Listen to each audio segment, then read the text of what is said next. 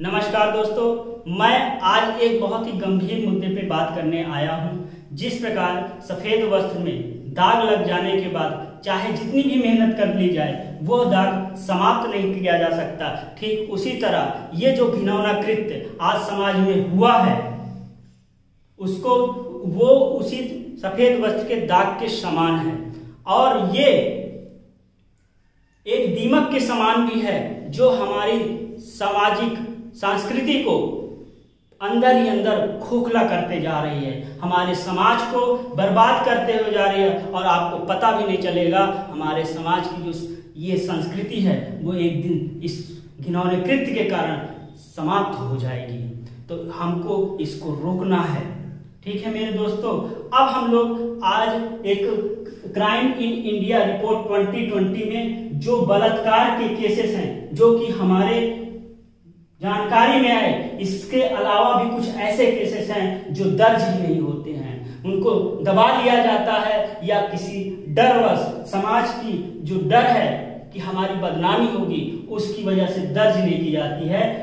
उनको छोड़ते हुए जो दर्ज की गई हैं उन केसों की बारे में बात करता हूं, जिसमें ये जो रिपोर्ट आई है 2020 की क्राइम इन इंडिया रिपोर्ट, उनके अनुसार राजस्थान बलात्कार के नंबर 1 पोजीशन पे है 6000, उत्तर प्रदेश दूसरे नंबर पे है 3065 केसेस दर्ज हुए मेरे दोस्तों, और 2019 के रिपोर्ट के अनुसार प्रतिदिन 87 केस बलात्कार के आते हैं। मेरे दोस्तों, जिस समय आप घर पे बैठे होते हैं उस समय हमारे देश की कई बेटियों के साथ यह घिनौना कृत्य होता रहता है। क्या यह सही है? और उसके बाद हमारे देश में एक बेटी को इंसाफ तब मिलता है जब उसकी मृत्यु हो जाती है। आप पुराने केसेस देखिए, मृत्यु होने के बाद उस पर एक्शन लिया जाता है। क्या यह सही है? क्या इंसाफ पाने के लिए इंसान को मरना जरूरी है? मरेगा तभी इंसाफ मिलेगा। पहली बात तो पॉलिटिकल इशू नहीं बनाना चाहिए, लेकिन क्या करें, पॉलिटिकल इशू ना बनाया जाए तो सरकार ही नहीं जागती। चाहे वो बेरोजगारी का मुद्दा हो, अभी बेरोजगारी के मुद्दे में भी जब तक हमारे देश के जो नौजवान हैं वो सड़क पर नहीं आए तब तक कोई एक्शन नहीं लिया गया और सड़क पर उतरते ही पॉलिटिकल जब दबाव पड़ा उसके बाद ही उस पर कार्रवाई हुई। तो इस बात को सरकार को समझना चाहिए कि पॉलिटिकल इशू ना बनने पाए, पहले ही हम उस पर काम कर दें। ठीक है, तो हमें ऐसे योजनाओं को लाना चाहिए, ऐसी चीजों को करना चाहिए और जो भी दोषी हो वो दरिंदे कहना उचित होगा। वो दरिंदे जिन्होंने ये किया वो तो गुनहगार हैं और उससे भी ज्यादा गुनहगार वो लोग हैं जो इस कृत्य में उनका साथ दिए हैं। उनके साथ भी उससे ज्यादा कड़ी कार्रवाई करनी चाहिए जिससे इन फ्यूचर ऐसी घटनाएं ना घटित हों। ठीक है मेरे दोस्तों, मैं किसी राजनीतिक पार्टी की बात नहीं कर रहा हूं, मैं बता रहा हूं ये दोनों राज्य में अलग अलग पार्टी की सरकारें हैं। तो मैं ना बीजेपी के साथ हूं ना मैं कांग्रेस के साथ हूं, मैं उनके साथ हूं जो सही काम करते हैं। मैं किसी के समर्थन पे नहीं हूं, मुझे जो अच्छा लगता है मैं उसको वोट देता हूं, लेकिन निराशा तब भी हमको हाथ ही आती है, पूरे समाज को आती है। क्यों? क्योंकि ऐसे केस तब भी नहीं रुकते हैं।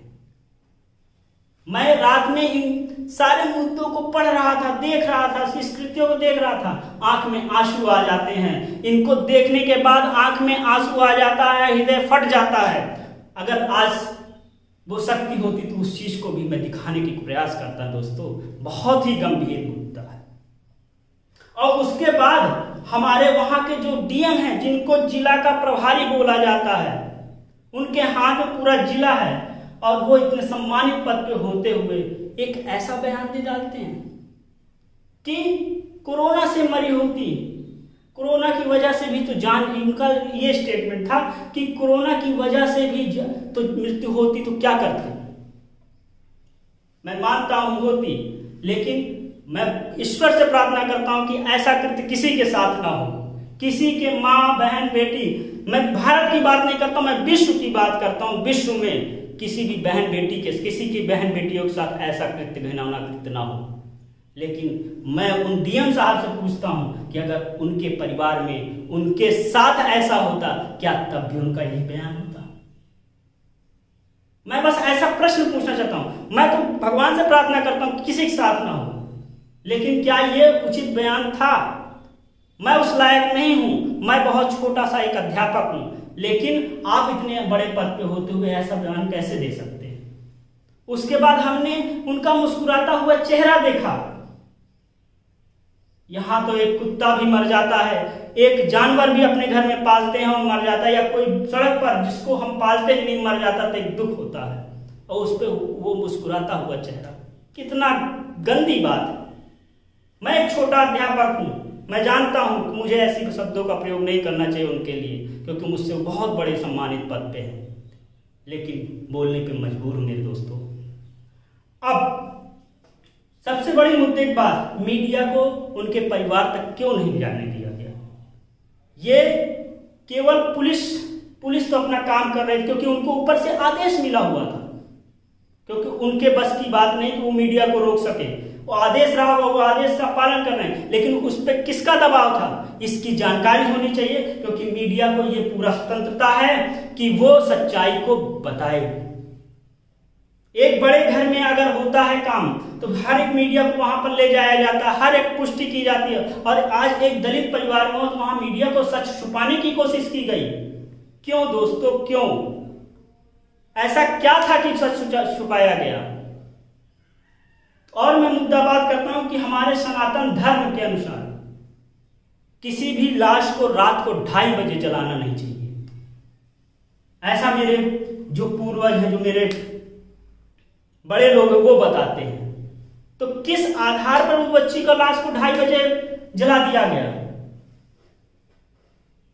बताइए, क्या यह सही था? मैं आपसे पूछना चाहता हूं, क्या यह सही था? ऐसे घिनौने कृत्य क्यों हो रहे हैं?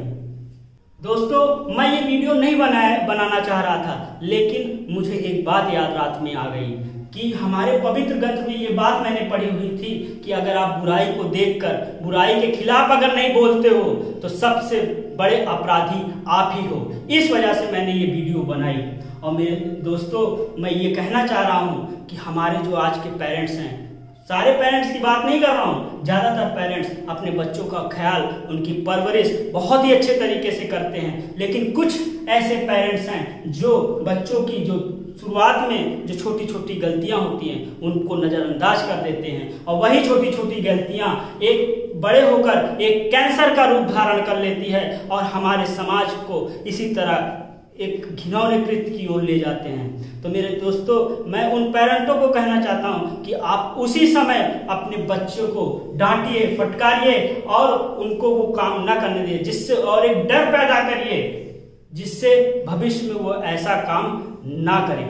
तो इस समाज में जो भी हमारा सेक्टर है, चाहे वो पुलिस का हो, चाहे वकीलों का हो, चाहे साधु संतों का हो, सभी नहीं खराब होते मेरे दोस्तों। बहुत ही अच्छे अच्छे लोग होते हैं, लेकिन 1 या 2% लोग उस पूरे समुदाय को गंदा कर देते हैं, चाहे वो अध्यापक का ही ले लिया जाए। तो उनको सुधारना है हमें, उनकी वजह से पूरे समुदाय को सर नीचा करना पड़ता है। चाहे वो पुलिस, सारे पुलिस वाले घूसखोर नहीं होते मेरे दोस्तों, लेकिन 1-2 लोगों की वजह से पूरा पुलिस समुदाय को लोग देखते हैं, कितनी गंदी निगाहों से देखते हैं। मुझे कष्ट होता है, सिर्फ इन्हीं 1-2 लोगों की वजह से ये चीजें होती हैं। तो इनको अपनी जिम्मेदारियों को समझना चाहिए और इस पर सुधार करना चाहिए मेरे दोस्तों। पुलिस के जो कार्य को उसको कोर्ट के हाथों में देना चाहिए मेरे हिसाब से। कोर्ट उसका संचालन करे जिससे एक सही कार्य हो सके, पुलिस किसी के दबाव में कार्य ना करे। और हमारे समाज में जो ये बलात्कार जैसा केस है उस पर एक कड़ा नियम लेके आना चाहिए, लेकिन ऐसा नियम होना चाहिए जिससे इसका, जैसे कि हमने खुद अपने आंखों से देखा हुआ है, दहेज प्रथा पे जो कानून है उस पे दुरुपयोग भी हो रहा है। सब लोग समाज में सारे व्यक्ति दहेज नहीं लेते हैं, कुछ लोग दहेज लेते हैं और जो दहेज प्रथा है वो ऐसे लोगों को जेल में ले जाते हैं जो अपनी बहू के साथ बहुत ही अच्छा व्यवहार करते हैं। तो मेरे दोस्तों, इसको ऐसा कानून बनाया जाए कि अगर इस पे सही निकले तो उनके साथ ऐसा कार्रवाई हो कि इन फ्यूचर 7 पीढ़ी भी ऐसे काम करने के पहले 10 बार सोचे। तो मेरे दोस्तों, ये सब मेरा पॉइंट ऑफ व्यू था, और आपका क्या पॉइंट ऑफ व्यू है आप कमेंट सेक्शन में लिखिए। ठीक है मेरे दोस्तों, तो अब इसी के साथ धन्यवाद। जय हिंद, जय भारत।